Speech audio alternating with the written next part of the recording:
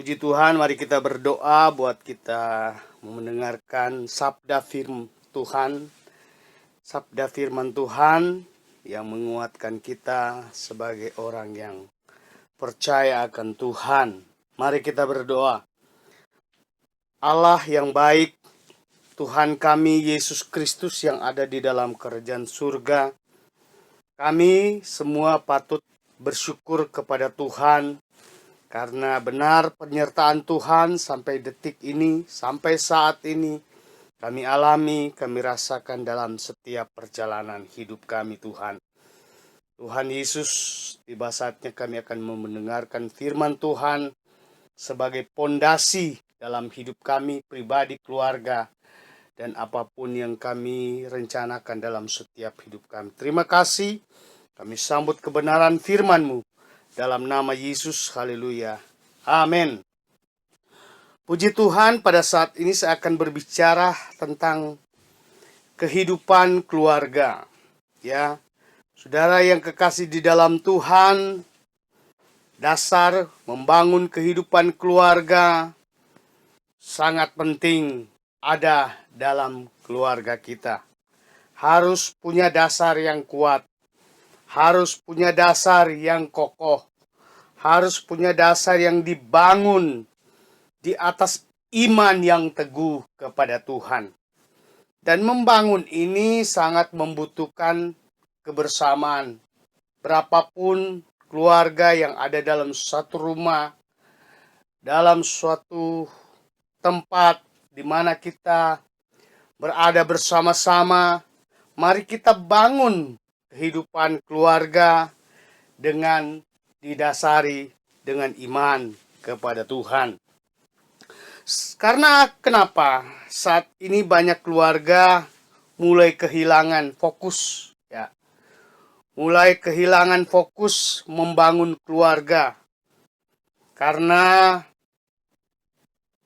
kegoncangan-kegoncangan, benturan-benturan yang seringkali datang menerpa rumah tangga itu. Sehingga keluarga itu tidak fokus lagi membangun seperti yang diinginkan Allah. Saya akan ambil ayat firman Tuhan ini yang mungkin seringkali kita baca, kita sudah tahu, kita sudah hafal. Tapi ini yang mendasar. Salah satunya membangun kehidupan keluarga yang diinginkan Tuhan. Matius pasal 7 ayat 24 sampai 27 dikatakan, setiap orang yang mendengarkan perkataanku ini dan melakukannya, ia sama dengan orang yang bijaksana, yang mendirikan rumahnya di atas batu. Kemudian turunlah hujan dan datanglah banjir. Lalu angin melanda rumah itu, tetapi rumah itu tidak rubuh, sebab didirikan di atas batu. Tetapi setiap orang yang mendengarkan perkataanku ini dan tidak melakukannya, ia sama dengan orang yang bodoh, yang mendirikan rumahnya di atas pasir. Kemudian turunlah hujan dan datanglah banjir. Lalu angin melanda rumah itu sehingga rubuhlah rumah itu dan hebatlah kerusakannya. Kalau kita membaca ayat ini, sebetulnya ada dua contoh hal yang Tuhan Yesus umpamakan. Pertama dikatakan kalau berdirikan rumah itu di atas batu. Batu ya memang media yang keras, ya, kuat. Kita membangun rumah tanpa batu, ya mungkin rumah itu tidak kokoh. Lalu media yang Tuhan Yesus ambil lagi sebagai contoh, dikatakan kalau cuma pakai pasir rumah itu dibangun, sudah barang tentu tidak kokoh. Nah, saudara yang kekasih di dalam Tuhan, membangun sebuah keluarga tentu ada yang namanya suatu kerjasama yang baik, suatu pikiran yang sama. Karena yang satu kalau berkata saya mau membangun keluarga ini di atas batu. Yang satu mengatakan saya mau bangun di atas pasir saja. Nah, ini akan menimbulkan perbedaan, perdebatan, lalu tidak ada hasil apa-apa. Seandainya dipaksakan dibangun dengan pemikiran masing-masing, maka bangunan itu tidak akan kelihatan bagus. Bahkan satu dengan yang lain bisa tidak sinkron, satu dengan yang lain bisa belatakan, dan akhirnya rumah itu tidak kokoh dan mengakibatkan rumah itu bisa hancur. Demikian rumah tangga, ya. Perlu kita pahami bahwa keinginan Allah membangun kehidupan rumah tangga di tengah-tengah manusia itu, keinginan Allah adalah supaya manusia mendasari setiap keluarga itu di dalam iman kepada Tuhan. Karena kita tahu bersama, dalam perjalanan membangun rumah tangga, di sini dikatakan tiba-tiba ada angin, ya. Lalu ada hujan, ya. Ada banjir. Nah, ini bicara tentang tantangan dalam rumah tangga. Ini bicara tentang persoalan dalam rumah tangga. Beban, pergumulan dalam rumah tangga. Banyak rumah tangga tidak mampu mengatasi badai. Banyak rumah tangga tidak mampu mengatasi banjir. Kenapa? Karena mereka tidak membangun keluarganya di atas Kristus. Sebagai Alkitab mengatakan, sebagai batu karang yang teguh. Saudara yang kekasih dalam Tuhan, tentu kita tidak mau dicap sebagai orang bodoh. Kita tidak mau dicap sebagai orang yang tidak punya pengertian. Tapi mari sebagai orang percaya, Yesus memberikan suatu contoh ini, membawa kita kepada pengertian supaya kita benar-benar mendasari seluruh kehidupan keluarga kita dengan hikmat Allah, dengan kepintaran dari Allah. Artinya, susunlah rumah tangga itu, ya, jalanilah rumah tangga itu sesuai langkah-langkah firman Tuhan, supaya tidak menemui namanya kehancuran. Karena dikatakan kemudian turunlah hujan dan datanglah banjir. Hujan, banjir, terkadang kita tidak dapat prediksi, ya. Mungkin kalau berita-berita mengatakan, oh hari ini akan hujan, tapi bisa saja tidak hujan. Oh hari ini akan panas terik, tapi tiba-tiba hujan. Nah, manusia hanya mengira, tapi Tuhan semua yang menentukan. Nah, dalam kehidupan rumah tangga, inilah yang sering terjadi. Bahwa dalam keadaan yang mungkin damai, baik, sehat, kaya, dan kita mungkin terkadang ya lagi bergembira, tapi tiba-tiba kuasa kegelapan si iblis setan itu menyusup, menghancurkan sukacita itu, kebahagiaan itu, kekayaan itu. Nah, ini yang harus kita perhatikan, jangan ada yang menyusup dalam rumah tangga kita, yaitu pekerjaan kuasa kegelapan. Di sini disebut banjir, hujan yang tidak terkira, ya, melanda rumah itu. Nah, ini melanda berarti menerpa, datang di tengah-tengah rumah tangga kita. Perhatikan kita di sini. Harus kita bawa seluruh dasar kehidupan rumah tangga kita itu hanya kepada beriman kepada Tuhan Yesus Kristus. Ya, jangan kita bingung, ya, membangun rumah tangga ini. Mari kita tetap dasari dengan kuasa Allah, kuasa kasih, kuasa cinta daripada Tuhan. Miliki damai terus. Nah, ada beberapa hal yang saya akan sampaikan kepada kita semua. Kalau kita mau membangun keluarga kita di dunia ini, tadi saya sudah katakan, bangunlah di dasar iman. Lalu apalagi yang harus kita utamakan untuk membangun, ya, di dalam keluarga ini? Alkitab mengatakan kita mengutamakan Kristus. Utamakan Allah. Kita kenal dengan ayat ini, Matius pasal 6 ayat 33, tetapi carilah dahulu kerajaan Allah dan kebenarannya, maka semuanya itu akan ditambahkan kepadamu. Jadi, hal yang berikut ini, utamakan Tuhan, cari Tuhan. Keluarga harus cari Tuhan. Mari saling bergandeng tangan di tengah-tengah keluarga mencari Tuhan. Kenapa harus dekat dengan Tuhan? Bukan berarti Tuhan itu hilang ya, kata cari sini. Artinya kita yang datang mendekat kepada Tuhan. Itu maksud yang dikata cari di sini.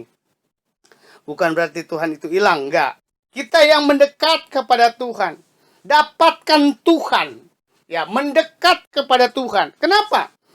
Karena setiap keluarga yang mendekat dengan Tuhan ada jaminan. Dikatakan cari kebenarannya, ya, dekat kepada kebenarannya, tinggal pada kebenarannya, maka dikatakan semuanya itu akan ditambahkan kepadamu. Apa yang ditambahkan? Ya tentu saya percaya kita banyak doa. Kita sedang berdoa, bergumul buat kemajuan rumah tangga, ekonomi, suami, istri, anak, cucu kita sedang doakan. Nah, ditambahkan di sini, ya tentu saya percaya banyak orang menginginkan damai sejahtera. Tuhan akan tambahkan damai sejahtera kalau kita dekat dengan Tuhan, ya. Tuhan akan menambahkan damai sejahtera. Nah, ini yang perlu kita harus perhatikan. Utamakan Tuhan untuk meraih yang namanya damai sejahtera. Setiap hari kita awali hidup kita atau keluarga kita didasari dengan dekat dengan Tuhan. Beriman, berdoa, membaca firman. Itu namanya dekat dengan Tuhan, mencari Tuhan, memulainya semua dengan Tuhan. Doa, membaca firman Tuhan, itu kita mencari Tuhan. Lalu yang lain lagi, bagaimana kita membangun keluarga dalam iman kepada Tuhan. Kita harus punya dasar yang kokoh. Tadi sudah diterangkan dalam Matius pasal 7. Kalau tidak, maka ya keluarga bisa mengalami kehancuran. Dan tidak sedikit hari-hari ini banyak orang menuju kepada perceraian. Ya, alasan tidak cocok lagi. Aduh, dunia makin rusak gitu ya. Apalagi orang percaya ketika datang diberkati di depan jemaat dan di depan Tuhan. Dikatakan jemaat yang menjadi saksi dalam pernikahan ini. Terkadang itu datang. Tapi banyak orang semudah itu menghancurkannya dan akibatnya bercerai. Nah, ini Allah tidak inginkan terjadi dalam kehidupan rumah tangga. Kenapa hal-hal ini terjadi? Karena tidak punya dasar hubungan keluarga dengan Tuhan yang baik. Jadi keluarga itu harus memiliki hubungan dengan Tuhan yang baik. Seperti apa yang baik? Dalam 1 Korintus pasal 13 ayat 4 dan sampai 8. Ini ayat agak panjang, tetapi saya akan baca saja. Kasih itu sabar. Kasih itu murah hati. Ia tidak cemburu, ia tidak memegahkan diri, dan tidak sombong. Ia tidak melakukan yang tidak sopan, dan ia tidak mencari keuntungan diri sendiri. Ia tidak pemarah, dan tidak menyimpan kesalahan orang lain. Ia tidak bersukacita karena ketidakadilan, tetapi ia bersukacita karena kebenaran. Ia menutupi segala sesuatu, percaya segala sesuatu, mengharapkan segala sesuatu, sabar menanggung segala sesuatu. Kasih itu tidak berkesudahan, nubuatan akan berakhir, bahasa roh akan berhenti, pengetahuan akan lenyap. Saudara yang kekasih di dalam Tuhan, mari atributkan, pakaikanlah dalam rumah tangga itu yang namanya sabar, murah hati, ya tidak cemburu, ya. Cemburu ini terkadang ketika terjadi dalam rumah tangga, ya mulai nuduh, mengkait-kaitkan dengan orang lain, pihak lain yang tidak bersalah. Nah, ini menimbulkan dosa, ya. Jadi ini suatu kesalahan dalam membangun rumah tangga.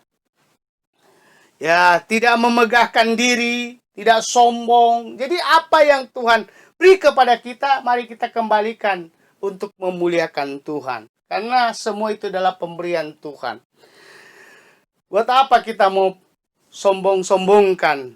Padahal itu semua adalah pemberian Tuhan. Ia tidak melakukan yang tidak sopan. Artinya berarti Tuhan meminta keluarga itu harus saling menghormati, saling menghargai satu dengan yang lain. Sopan, ya.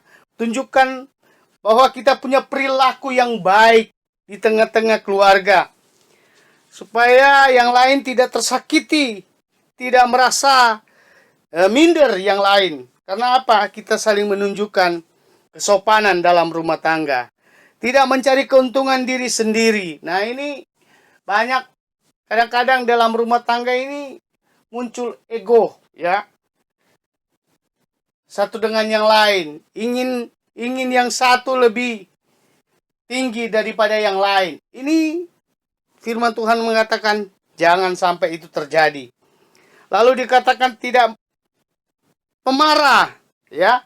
Lalu tidak menyimpang kesalahan orang lain. Wah, ini lagi lebih Tuhan minta supaya kita bersihkan daripada kemarahan dalam hati kita, dalam pikiran kita. Marah boleh, Alkitab mengatakan, ya, dalam kemanusiaan bisa marah. Tapi dikatakan jangan sampai matahari terbenam. Artinya, jangan berlalu-lalu kemarahan itu. Apalagi menyimpan dalam hati kemarahan itu. Itu Tuhan tidak suka. Jadi dalam membangun kehidupan keluarga yang beriman kepada Tuhan, ini kita harus pakaikan dalam kehidupan kita.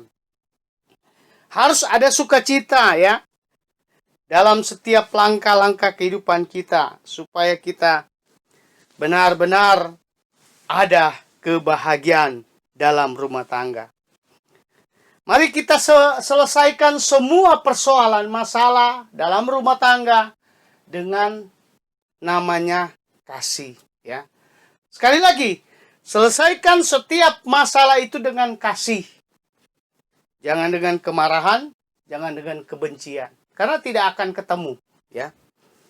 Tetap namanya marah, tetap marah. Benci ya tetap benci. Tapi kalau ada kasih, mengikatkan satu dengan yang lain, percayalah semua masalah itu akan selesai, ya. Firman Tuhan juga menuntut kepada kita, kalau kita membangun keluarga kita dalam iman kepada Kristus, kita harus selalu bertindak dengan iman dalam keluarga. Kita harus bertindak dalam iman dalam keluarga. Jadi apapun yang kita doakan, harapkan, inginkan, rindukan terjadi, kita bertindak dengan iman. Jangan bertindak dengan semaunya sendiri, semau kita sendiri. Dan kalau kita bertindak semaunya kita sendiri, maka bangunan dalam Matius pasal 7 tadi tidak akan jadi kuat. Maka malah akan menimbulkan kerugian satu dengan yang lain. Satu ayat lagi, dalam 2 Timotius pasal 3 ayat 16. Segala tulisan yang diilhamkan Allah memang bermanfaat untuk mengajar, untuk menyatakan kesalahan, untuk memperbaiki kelakuan, dan untuk mendidik orang dalam kebenaran. Nah, ini yang harus kita perhatikan. Tuhan mau mendidik kita pada kebenaran. Jadi, dalam menyelesaikan masalah, sekali lagi, kita harus dengan iman, doa, dan firman. Itulah 3 pokok penting untuk menyelesaikan masalah dalam rumah tangga kita. Kita percaya Tuhan Yesus selalu beserta kita, kemanapun kita pergi berada, dan tetap berdoa terus bagi keluarga kita. Doakan suami istri, anak-anak kita, doakan keluarga kita besar, cucu-cucu, kita doakan supaya semua diselamatkan oleh Tuhan, diberi sukacita oleh Tuhan, diberkati oleh Tuhan, diberi kesehatan oleh Tuhan. Ini yang menjadi harus prinsip dalam rumah tangga, dalam kehidupan kita. Berilah contoh satu dengan yang lain, supaya contoh itu dapat membangun keluarga dalam iman kepada Tuhan. Demikianlah firman Tuhan. Mari kita berdoa. Terima kasih Tuhan, kami bersyukur kepada-Mu pada saat ini Tuhan. Kau sudah memberikan pengertian atas hidup kami, supaya kami benar-benar melihat bahwa hanya Tuhan Yesus saja yang mampu menjawab setiap iman, setiap doa, setiap harapan kami. Tuhan, kami berdoa, berkatilah rumah tangga kami, berkatilah suami, berkatilah istri, berkatilah anak-anak, berkatilah cucu-cucu, berkatilah semua orang yang ada di dalam rumah kami. Tuhan, jaga dengan kasih-Mu, jaga dengan cinta-Mu Tuhan. Mungkin memang ada perbedaan-perbedaan, ada masalah-masalah yang sedang dan belum selesai. Tuhan, kami mau belajar menyelesaikan itu dalam iman. Kami mau belajar menyelesaikan itu dengan kasih di dalam Tuhan, supaya keluarga, rumah tangga ini benar-benar mengalami Tuhan secara pribadi. Hamba berdoa buat seluruh keluarga sidang jemaat Eklesia. Tuhan tolong saat ini dimanapun mereka berada, tetap Tuhan melawat mereka dengan kuasa-Mu, membentengi dengan anugerah-Mu, menyatakan sukacita dalam kehidupan mereka, supaya mereka sehat, mereka kuat, mereka tetap semangat di dalam Tuhan. Ekonomi, usaha, pekerjaan umat-umat Tuhan, mari Bapa tolonglah Tuhan, supaya sekalipun situasi di dunia ini, bahkan di Indonesia ini masih mengalami kegoncangan karena virus, tapi kami percaya Tuhan akan menjawab setiap doa rumah tangga umat-umat-Mu ya Bapa. Yang sakit dalam nama Yesus Tuhan sembuhkan. Tuhan nyatakan kuasa mujizat-Mu ya Bapa. Dalam nama Yesus Tuhan nyatakan kasih karunia-Mu bagi keluarga umat-umat Tuhan. Semua persembahan yang umat-umat-Mu sudah berikan, bahkan yang akan memberikannya Tuhan, hamba berdoa, kembalikanlah berlipat kali ganda sesuai dengan janji-Mu.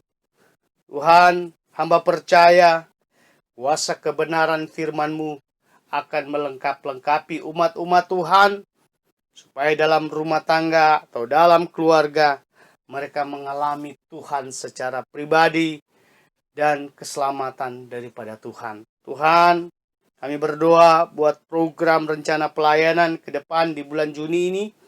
Tuhan, kami hanya serahkan semuanya kepada Tuhan. Keuangan-keuangan yang dibutuhkan dalam pelayanan, rencana di dalam memulai pelayanan di setiap minggu, Tuhan kami serahkan ke dalam tangan kuasa-Mu. Kami membutuhkan begitu banyak keuangan yang untuk dapat mensupport pelayanan yang ada. Tuhan, kami percaya Engkau adalah Tuhan kami, sumber jawaban dari setiap doa dan harapan kami. Terima kasih Bapa, terpuji-pujilah nama-Mu. Di dalam nama Tuhan Yesus Kristus kami sudah berdoa. Haleluya. Amin. Puji Tuhan. Tuhan Yesus memberkati kita semua. Haleluya.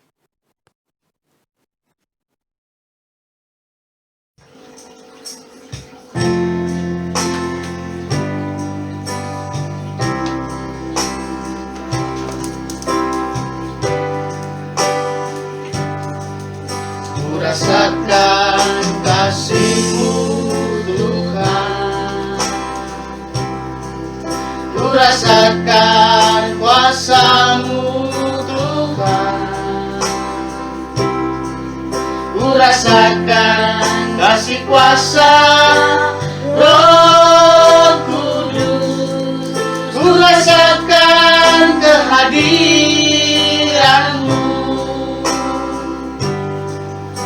Rasakan kasih-Mu Tuhan, ku rasakan kuasa-Mu Tuhan, ku rasakan kasih kuasa Roh Kudus, ku rasakan kehadiran-Mu. Curahkanlah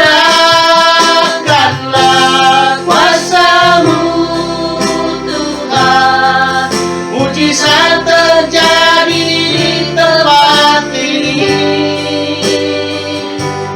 Curahkanlah kuasa-Mu Tuhan, mujizat terjadi sekarang ini. Rasakan kasih-Mu Tuhan, ku rasakan kasih-Mu Tuhan, ku rasakan kuasa-Mu Tuhan, ku rasakan kasih kuasa Roh Kudus, ku rasakan kehadiran-Mu. Curahkanlah kuasa-Mu Tuhan, mujizat terjadi di tempat ini.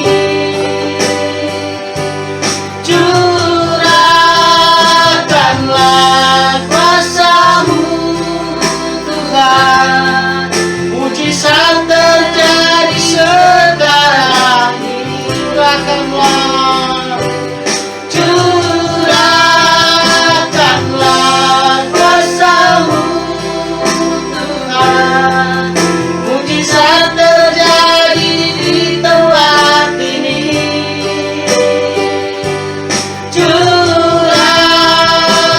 Curahkanlah kuasa-Mu Tuhan, mujizat terjadi sekarang ini.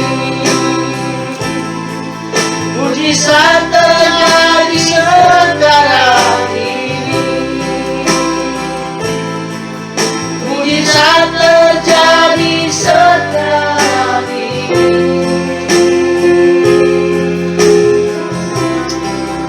Haleluya, puji Tuhan.